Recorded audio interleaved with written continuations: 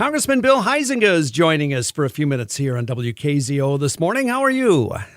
Hey, we're doing well, Ken. Got back home about midnight last night, and so it's good to be back in the snow. But we had a frustrating yet productive week in Washington, so it's kind of a weird one. Well, it was certainly a busy week, and of course, at the top of the news, Congress passing a stopgap funding bill to prevent a partial government shutdown, which in a way is cause for celebration. But as we've talked about in conversations before here on the show, still reason for concern. It is.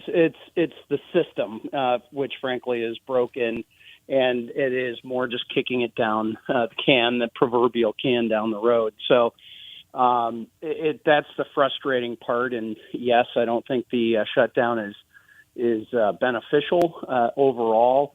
There are serious issues that still need to be addressed. The border being one of the leading elements of that, and the question is, how is that most effectively done? And I happen to disagree with some of my colleagues. We had a little over half of our Republican conference that voted to keep the government funding going. But at the end of the day, we agree that these issues are major and serious that we have to tackle. But the question is just more of the methods. So how long before this budget work starts bumping into maybe next year's budget work? Yeah. Frankly, we're pretty much at that. That's part of the frustration. This stopgap will go into March. There's two tiers, 2 different weeks in March where that government funding will expire again. And frankly, that is the time where we need to be starting to work on the 2025 appropriations bills. It's hard to think that we're talking about that, but here in January of 24. But with the fiscal year ending at the end of September, we've got a lot of work, and there is a commitment and a desire to get back to the regular order of making sure that we are passing bills the way that they're supposed to. They go through committee, they go to the floor, they get amended, they go to the Senate, they come back. That has not been happening, and frankly, in the 7 terms that I've been there, it's never been that way. We've come close a couple of times, but we've got to return back to that order. It's because that's discipline. It's discipline in our spending and what we are spending it on. What's the next step? Well, they're going to continue the negotiations. Most of it is surrounding the southern border, but it is tied into Ukraine and Israel and Taiwan aid as well.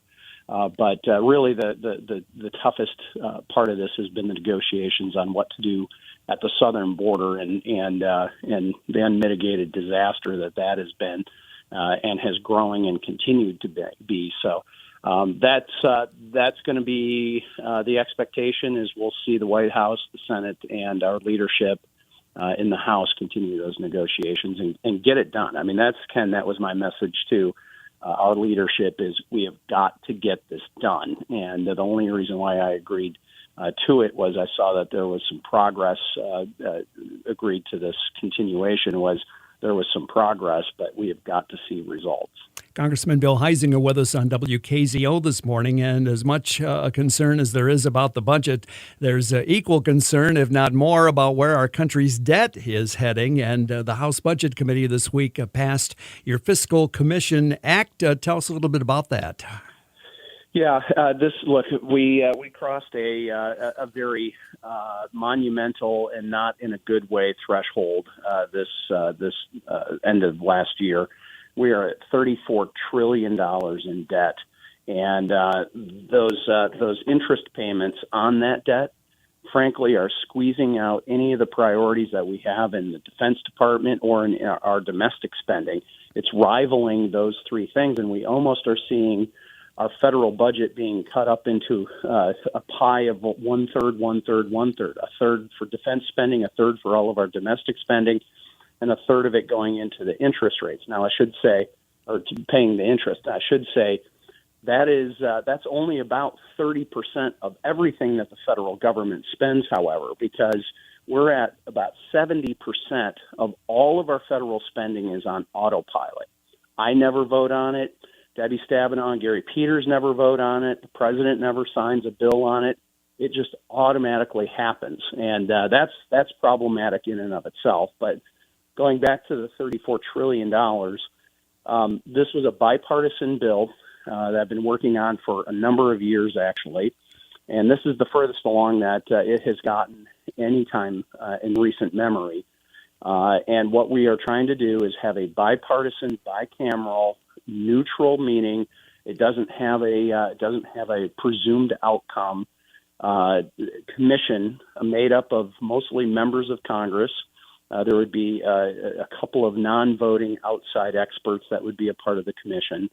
And according to our language, this is a bill that would be forced to have a vote in the House and forced to have a vote in the Senate without amendments. It would just be an up or down vote. So Joe Manchin and Mitt Romney over on the Senate side have been carrying the ball there.